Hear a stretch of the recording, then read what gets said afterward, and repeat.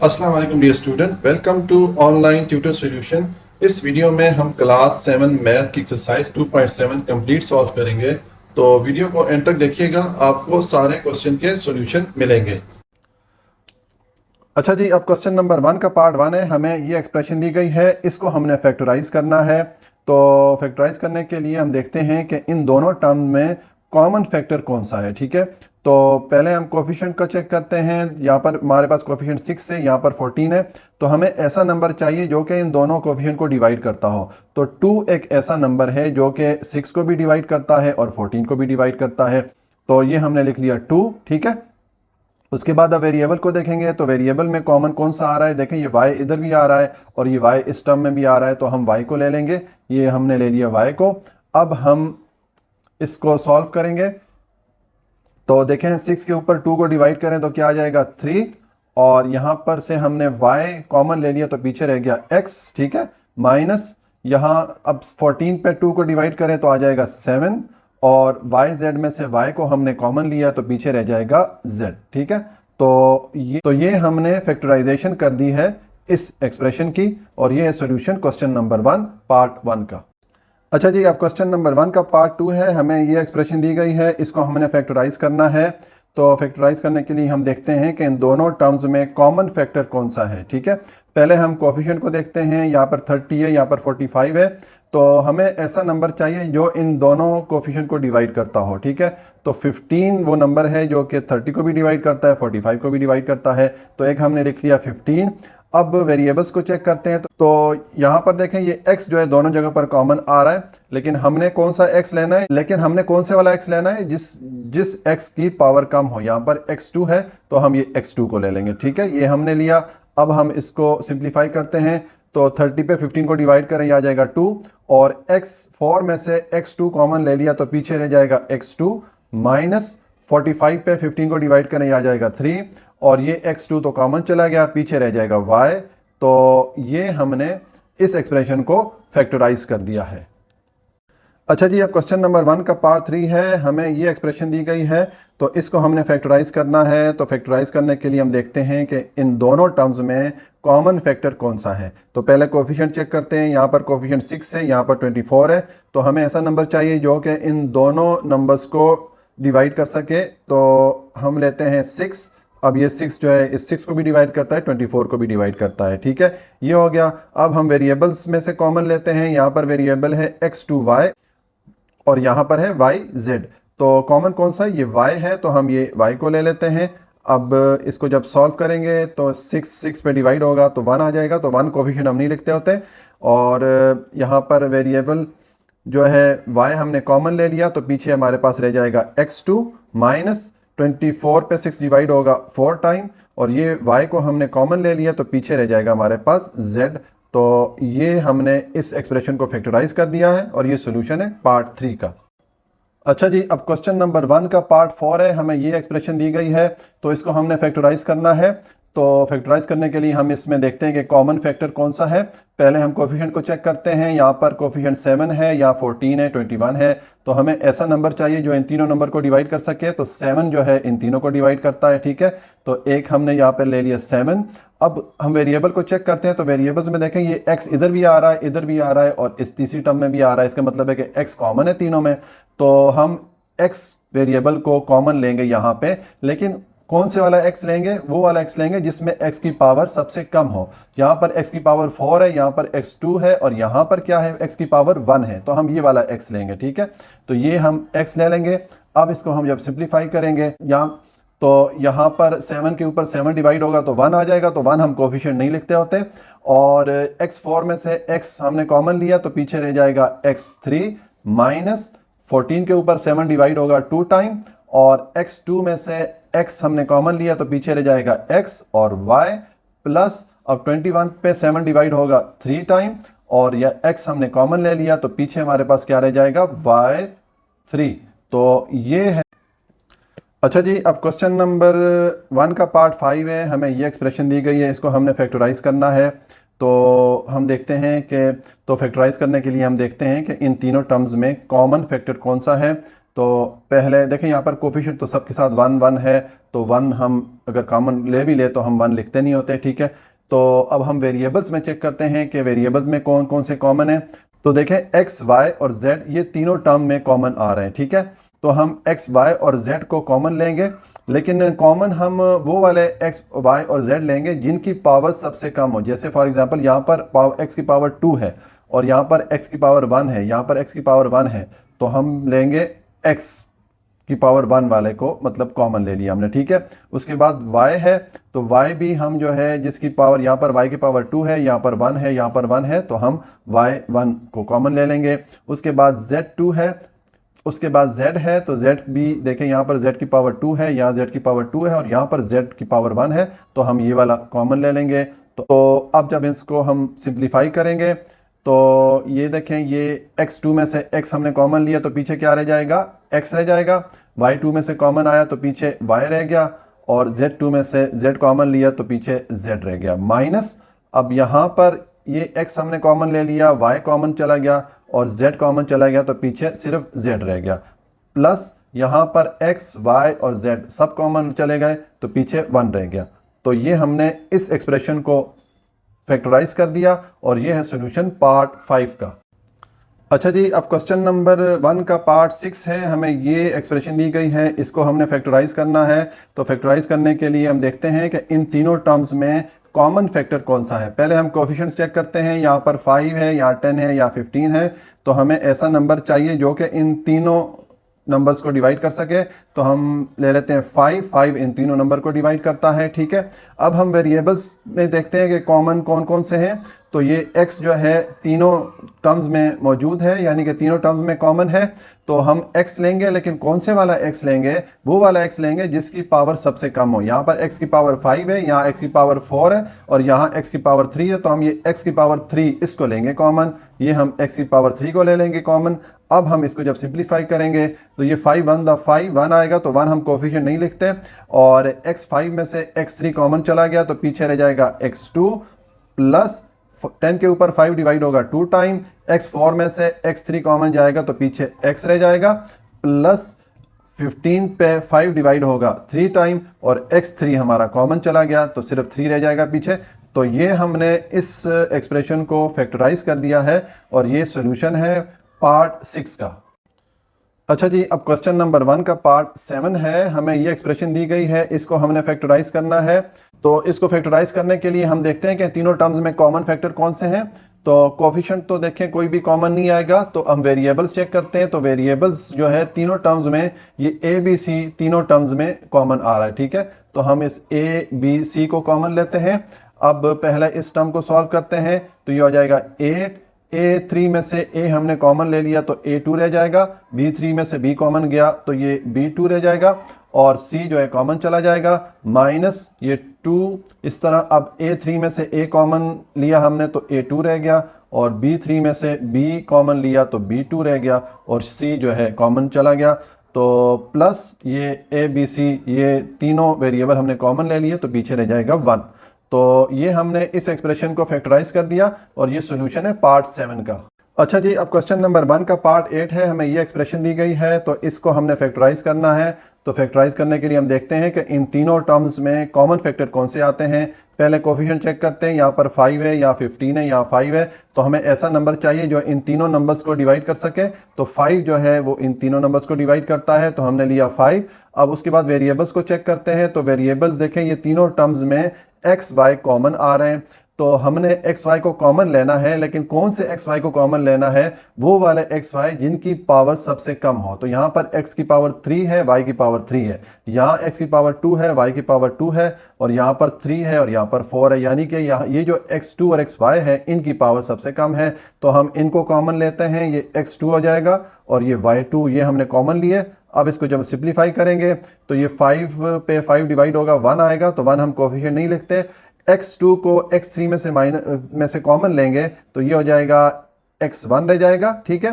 और 1 जो पावर है वो हम नहीं लिखते होते, ठीक है। उसके बाद y3 में से y2 को कॉमन लेंगे तो पीछे y रह जाएगा, y1 या y रह गया। उसके बाद -15 पे 5 को डिवाइड करें तो 3 आ जाता है, और x2 हमने कॉमन लिया, y2 कॉमन ले लिया, तो ये सिर्फ 3 यहाँ पर रह जाएगा। प्लस अब 5 पे 5 डिवाइड होगा 1 टाइम, तो यहाँ पे 1 हम कोफिशिएंट नहीं लिखेंगे।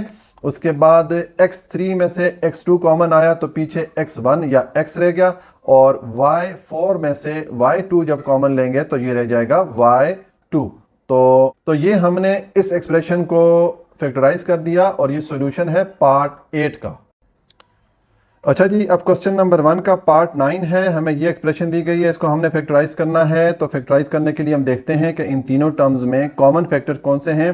पहले हम कोफिशिएंट चेक करते हैं। यहाँ पर 4 है, 8 है, 12 है, तो हमें ऐसा नंबर चाहिए जो कि इन तीनों नंबर्स को डिवाइड कर सके। तो 4 जो है इन तीनों नंबर को डिवाइड करता है, ठीक है। तो हमने ले लिया 4। उसके बाद हम वेरिएबल्स चेक करते हैं। तो वेरिएबल्स जो है ये x देखें तीनों टर्म्स में कॉमन आ रहा है, तो हम x को कॉमन लेंगे, और कौन से वाला x कॉमन लेंगे, जिसकी पावर सबसे कम हो। तो यहाँ पर x की पावर 3 है, यहाँ पर x की पावर 2 है, x की पावर 2 है, यानी कि हम x की पावर 2 इसको हम कॉमन ले लेंगे। अब जब इसको हम सिंप्लीफाई करेंगे तो 4 के ऊपर 4 डिवाइड होगा तो 1 आएगा, 1 कोफिशिएंट हम नहीं लिखते। x3 में से x2 कॉमन होगा तो पीछे x1 या x रह जाएगा, -8 के ऊपर 4 डिवाइड होगा 2 टाइम, और x2 को हमने कॉमन ले लिया तो पीछे हमारे पास y3 रह जाएगा, और प्लस 12 के ऊपर 4 डिवाइड होगा 3 टाइम, और x2 हमने कॉमन ले लिया तो पीछे हमारे पास रह गया y। तो ये हमने इस एक्सप्रेशन को फैक्टराइज कर दिया, और ये सॉल्यूशन है पार्ट 9 का। अच्छा जी, अब क्वेश्चन नंबर 1 का पार्ट 10 है। हमें ये एक्सप्रेशन दी गई है, तो इसको हमने फैक्टराइज करना है। तो फैक्टराइज करने के लिए हम देखते हैं कि इन तीनों टर्म्स में कॉमन फैक्टर कौन से हैं। तो देखें कोफिशिएंट तो कोई भी कॉमन नहीं है। तो अब वेरिएबल्स को चेक करते हैं। तो वेरिएबल देखें, ये जो LM है ये इन तीनों टर्म्स में कॉमन आ रहे हैं, ठीक है।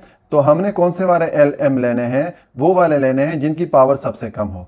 तो यहाँ पर L की पावर 4 है, यहाँ L की पावर 2 है, यहाँ पर L की पावर 2 है, तो हम ये L2 को कॉमन लेंगे। उसके बाद M यहाँ पर 4 है, यहाँ पर M3 है, यहाँ पर M2 है, तो M2 को हम कॉमन लेंगे।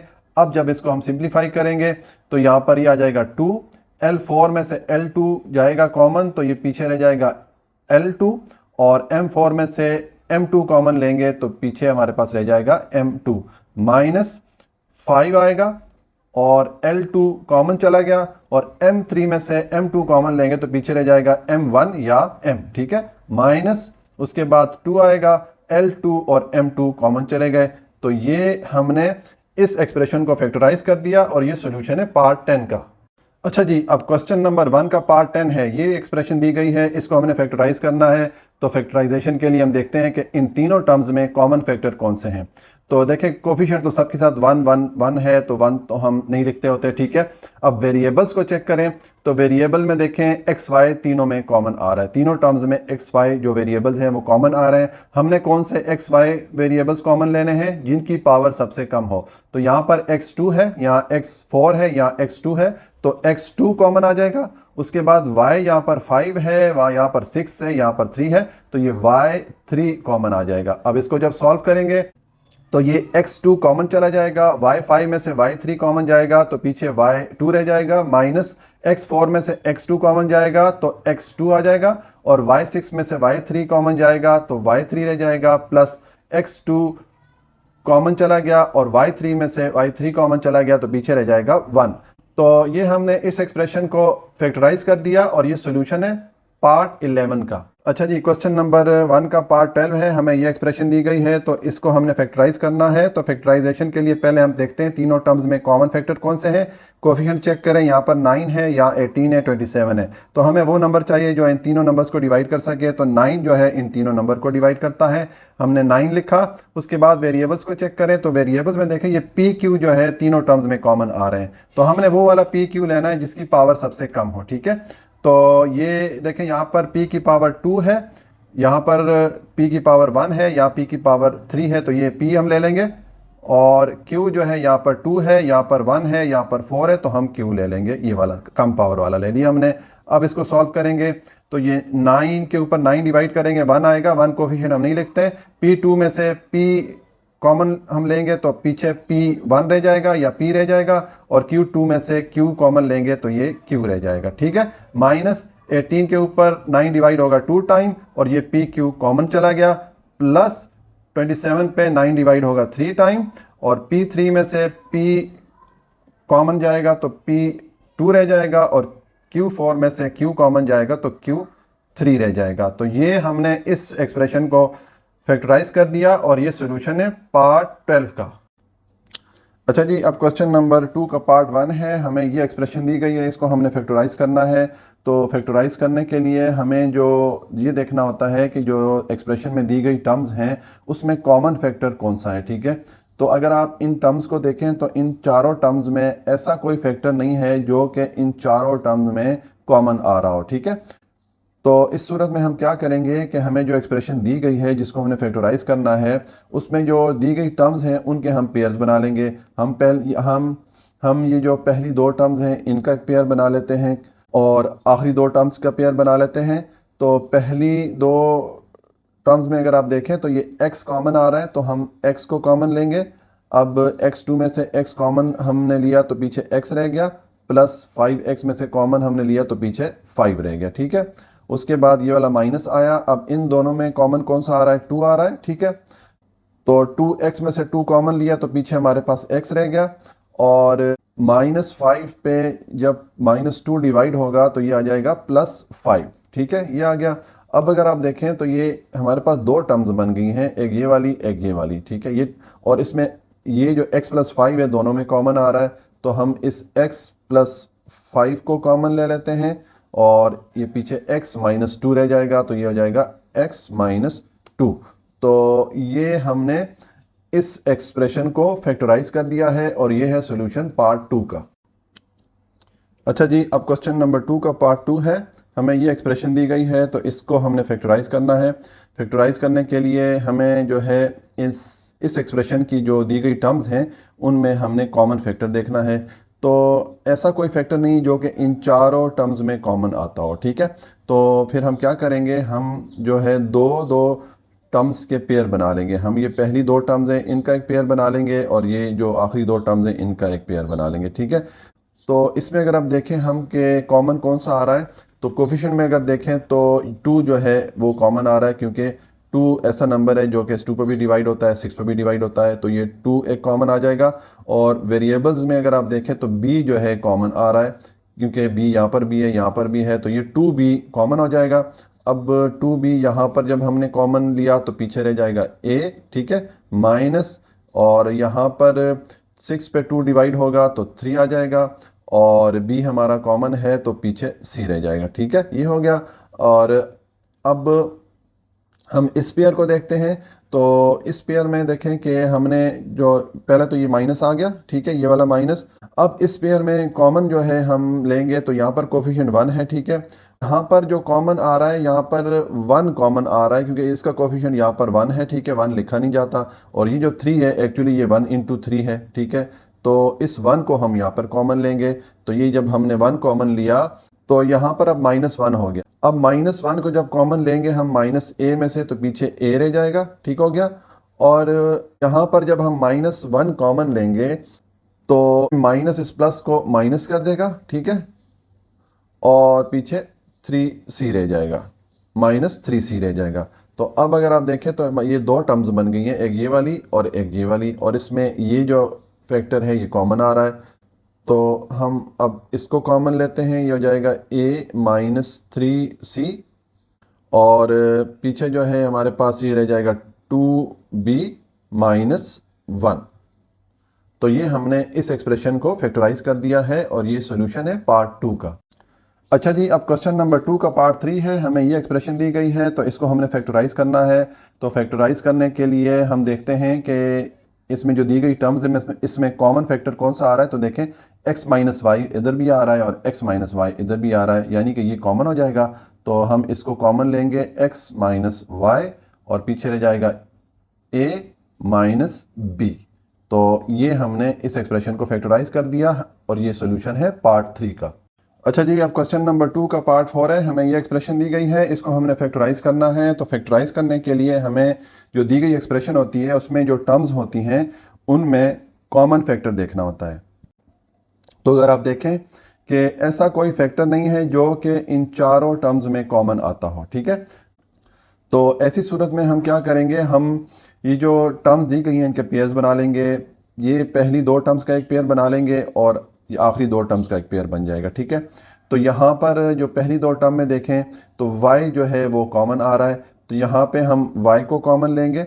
अब y2 में से y कॉमन लिया तो पीछे y या y1 रह गया, माइनस यहाँ पर a y में से y कॉमन लेंगे तो पीछे हमारे पास a रह जाएगा, उसके बाद ये वाला माइनस आया।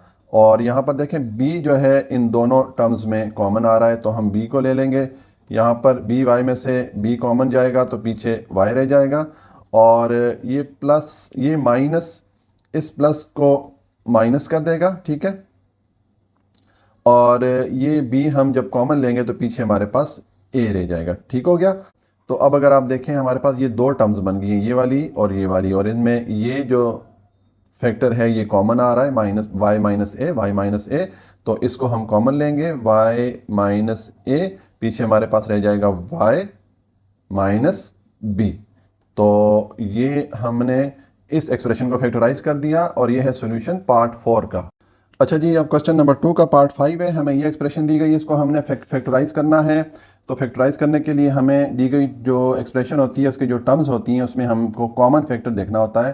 तो ये तो बहुत ही सिंपल है। इसमें अगर आप देखें ये x+7 यहाँ पर और x+7 यहाँ पर भी आ रहा है तो ये कॉमन हो जाएगा। तो हम लेंगे x+7 को कॉमन लिया, ठीक है।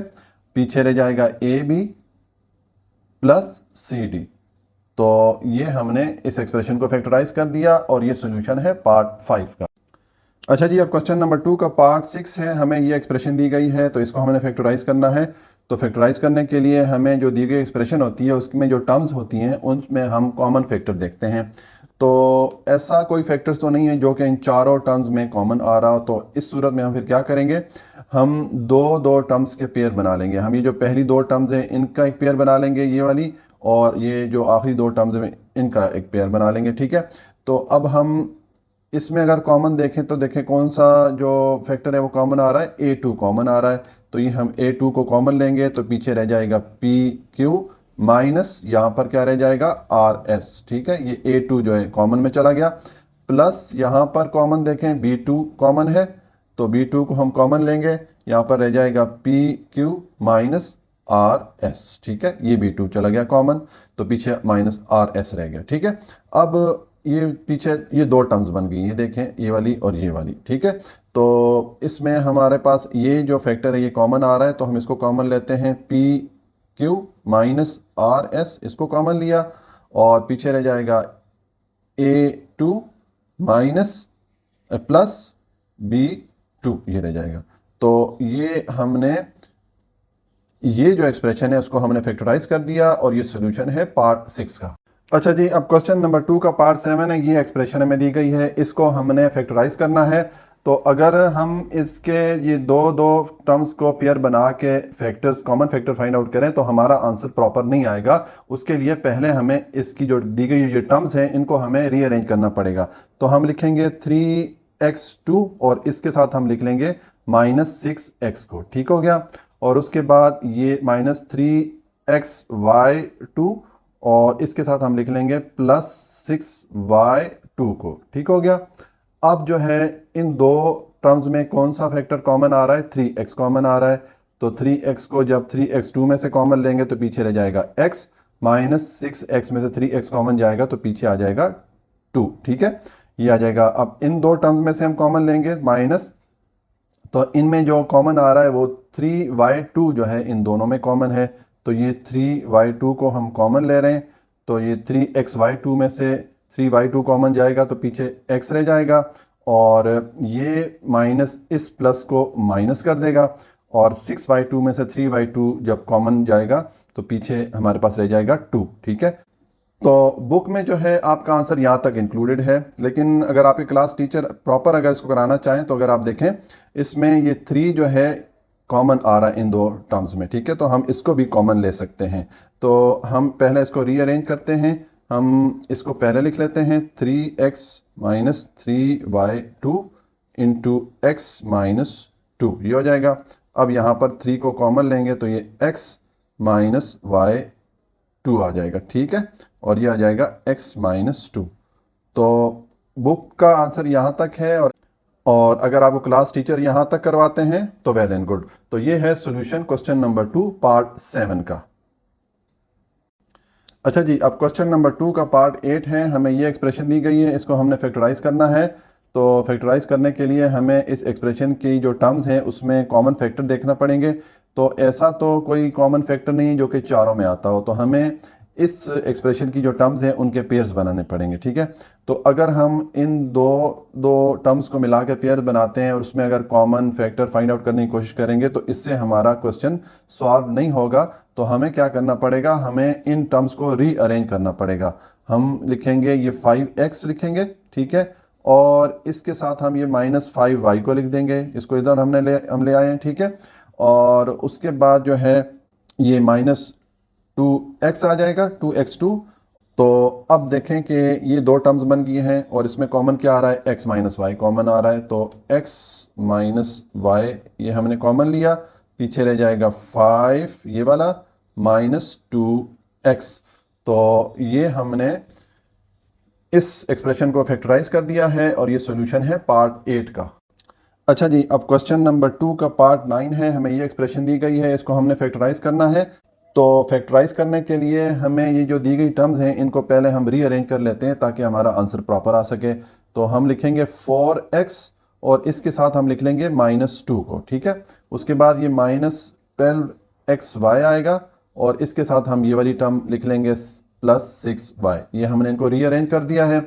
अब देखेंगे जो पहली दो टर्म्स हैं इनका अगर एक पेयर हम बना लें और ये आखिरी दो टर्म्स का पेयर बना लें तो इसमें क्या कॉमन आ रहा है, 2 कॉमन आ रहा है। तो पीछे रह जाएगा 2x माइनस 1 रह जाएगा। और यहाँ पर क्या कॉमन आ रहा है, 6y जो है कॉमन आ रहा है। तो ये माइनस आएगा ये वाला और 6y हम कॉमन लेंगे। तो ये यहाँ पर जब हम 6y कॉमन लेंगे, 6 12 पे डिवाइड होगा तो 2 आ जाएगा और पीछे y कॉमन चला गया, x रह जाएगा, ठीक है। और ये माइनस इस प्लस को माइनस कर देगा और 6y को कॉमन लेंगे तो पीछे -1 रह जाएगा, ठीक है। तो अब देखें कि ये हमारे पास दो टर्म्स बन गई हैं और इसमें ये जो फैक्टर है कॉमन आ रहा है। तो ये हम लिखेंगे 2x माइनस 1, ये हमने लिया और पीछे ये 2 रह जाएगा और -6y रह जाएगा, ठीक है। ये हो गया। तो बुक में तो ये हमने इस एक्सप्रेशन को फैक्टराइज कर दिया, ठीक है। तो बुक में जो है आपका आंसर इधर तक ही है, जो आपकी जो क्वेश्चन जो सोल्यूशन है वो इधर तक है। लेकिन अगर हम देखें तो इसको हम फर्दर जो है सॉल्व कर सकते हैं। ये अगर हम इसको पहले लिखें 2 माइनस 6y और 2x माइनस 1 लिखें। उसके बाद अगर आप चेक करें तो ये यहाँ पर ये 2 जो है इन दोनों फैक्टर्स में कॉमन आ रहा है। तो हम 2 इंटू 1 माइनस 3y लिख सकते हैं और यह आ जाएगा 2x माइनस 1, ठीक है। तो अगर आप यहाँ तक भी कर लेते हैं क्वेश्चन सॉल्व तो बुक के आंसर के साथ आपका आंसर मैच हो जाएगा। लेकिन अगर प्रॉपर इसको एंड तक ले जाना चाहते हैं तो फिर आप यहाँ तक इसको कर सकते हैं, ठीक है। तो ये है सॉल्यूशन पार्ट 9 का। लेकिन अगर आपके क्लास टीचर आपको यहाँ तक क्वेश्चन सॉल्व कराते हैं तो फिर आप यहाँ तक कर लीजिएगा, ठीक है। तो ये है सॉल्यूशन क्वेश्चन नंबर 2 पार्ट 9 का। अच्छा जी, अब क्वेश्चन नंबर 2 का पार्ट 10 है। हमें ये एक्सप्रेशन दी गई है, इसको हमने फैक्टराइज करना है।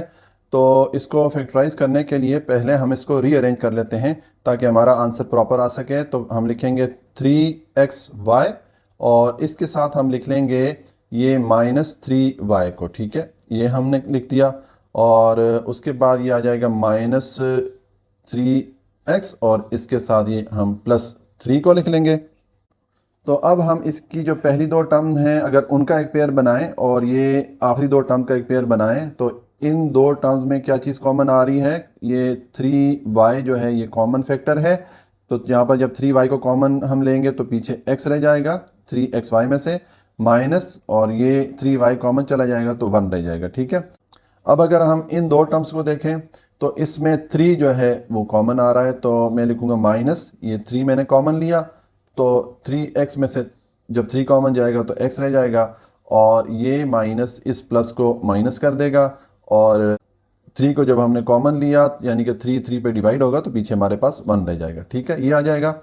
अब हमारे पास पीछे ये दो टर्म्स अब बन गई हैं, तो इनमें ये x माइनस वन कॉमन है, तो हम लिखेंगे x माइनस वन, ये हमने कॉमन ले लिया, पीछे हमारे पास आ जाएगा 3y, ये वाला माइनस 3। ठीक है, तो अब बुक में जो है आपका आंसर यहाँ तक इंक्लूडेड है। अगर आप यहाँ तक सॉल्व कर लेते हैं तो बुक के आंसर के साथ आपका आंसर मैच हो जाएगा। लेकिन अगर आप देखें तो यहाँ पर 3 जो है कॉमन आ रहा है इन दोनों टर्म्स में। ठीक है, तो हम 3 को कॉमन ले सकते हैं। तो अगर आपको क्लास टीचर इससे आगे सॉल्व करवाते हैं तो फिर आप इसको इस तरह सॉल्व कर सकते हैं कि पहले तो हम इसको रीअरेंज करते हैं, ये 3y और 3 को पहले लिखते हैं और x माइनस वन को बाद में लिखते हैं।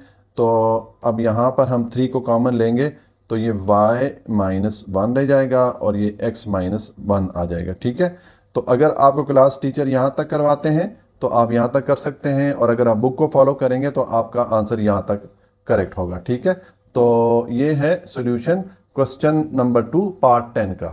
अच्छा जी, अब क्वेश्चन नंबर 2 का पार्ट 11 है। हमें ये एक्सप्रेशन दी गई है, इसको हमने फैक्टराइज करना है। तो फैक्टराइज करने के लिए पहले हम ये जो दी गई टर्म्स हैं इनको हम रीअरेंज कर लेते हैं ताकि हमारा आंसर प्रॉपर आ सके। तो हम लिखेंगे 3a2 और इसके साथ हम लिख लेंगे माइनस 3ab को। ठीक है, उसके बाद ये आ जाएगा माइनस 9ac और इसके साथ हम लिख लेंगे प्लस 9bc को। इस वाली टर्म को हमने लिख दिया। तो अब जो है इसके जो पहली वाली दो टर्म्स हैं इसमें क्या कॉमन आ रहा है, इसमें आ रहा है 3a कॉमन आ रहा है। तो 3a जब 3a2 में से कॉमन जाएगा तो पीछे सिर्फ a रह जाएगा। ठीक हो गया, और माइनस यहाँ पर 3a जब हम कॉमन लेंगे तो पीछे रह जाएगा b। ये हो गया। अब हम इन दो टर्म में से कॉमन लेंगे तो इन दोनों में देखिए ये 9ac यहाँ पर है और यहाँ 9bc है, यानी कि 9c जो है दोनों में कॉमन आ रहा है। तो ये हम 9c को कॉमन लेंगे, तो 9ac में से 9c कॉमन जाएगा तो पीछे सिर्फ a रह जाएगा, और ये माइनस इस प्लस को माइनस कर देगा, और यहाँ पर 9bc में से 9c कॉमन जाएगा तो पीछे सिर्फ b रह जाएगा। ठीक है, तो अब ये दोनों जो है कॉमन आ जाती हैं, तो a माइनस b इसको कॉमन ले लिया, और ये 3a माइनस 9c ये वाले जो दो रह गए थे ये हमने लिख दिए। अब अगर आप ये देखें तो ये 3 इन दोनों में कॉमन आ रहा है, तो हम इस 3 को भी कॉमन ले सकते हैं। तो पहले हम इसको रीअरेंज करते हैं, ये 3a माइनस 9c लिखेंगे और a माइनस b हो जाएगा। तो ये जब हम 3 को कॉमन लेंगे तो ये यहाँ पर a रह जाएगा, यहाँ पर आ जाएगा 3c रे। ठीक है, और ये आ जाएगा a माइनस b। तो ये है सॉल्यूशन क्वेश्चन नंबर 2 पार्ट का। अच्छा जी, अब क्वेश्चन नंबर 2 का पार्ट 12 है। हमें ये एक्सप्रेशन दी गई है, इसको हमने फैक्टराइज करना है। तो अगर हम इसके दो दो टर्म्स को यहाँ पर पेयर बना के फैक्टराइज करें तो हमारा आंसर प्रॉपर नहीं आएगा। तो प्रॉपर आंसर के लिए हमें पहले इसकी जो टर्म्स हैं उनको रीअरेंज करना पड़ेगा। तो हम लिखेंगे 2x4, ठीक हो गया, और इसके साथ हम ले आएंगे प्लस 2x2, इस वाली टर्म को ले आएंगे, और उसके बाद हमारी ये वाली टर्म आ जाएगी माइनस 4x2y और माइनस 4y। इसके साथ हमने ये लास्ट वाली टर्म लिख दी।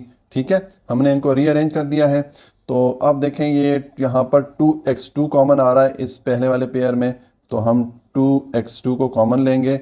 तो 2x2 जब कॉमन जाएगा यहाँ पर 2x4 में से तो पीछे x2 रह जाएगा, और प्लस यहाँ पर 2x2 कॉमन जाएगा तो पीछे 1 रह जाएगा, माइनस यहाँ पर जो है 4y जो है, देखें ये दोनों टर्म्स में कॉमन आ रहा है, तो ये 4y को हमने कॉमन लिया। तो 4x2y में से जब 4y कॉमन जाएगा तो हमारा पीछे रह जाएगा x2, और ये माइनस माइनस को प्लस कर देगा, और ये 4y को जब कॉमन लेंगे तो पीछे रह जाएगा 1। ठीक है, तो अब ये देखें ये दो टर्म जो है अब सेम आ रही हैं, तो इनको हम कॉमन ले सकते हैं। ये हो जाएगा x2 प्लस 1, और ये आ जाएगा 2x2 माइनस 4y। ठीक है, तो अब अगर आप देखें यहाँ पर ये 2 जो है दोनों टर्म में कॉमन आ रहा है, तो हम इस 2 को भी कॉमन ले लेते हैं। पहले हम इस वाली टर्म्स को पहले लिखते हैं, ये 2 x2 माइनस 4y इसको पहले लिखा और इसको हमने बाद में लिखा, ठीक हो गया।